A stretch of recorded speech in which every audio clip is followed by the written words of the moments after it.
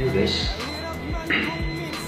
kung meron na sana akong sabihin mo, kung napapagod na ba talaga itong sarili ko, masasabi ko lang sa sarili ko na sorry talaga.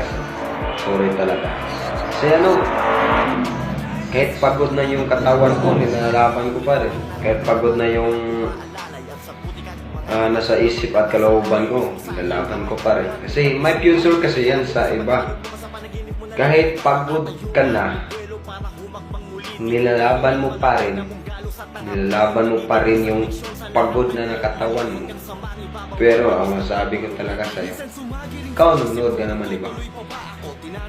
Huwag mong pilitin yung katawan mo kung may masakit na o pagod na. Kaya hanapin talaga yung magpahinga ka ng 2 days or more than days. Nakadepende ka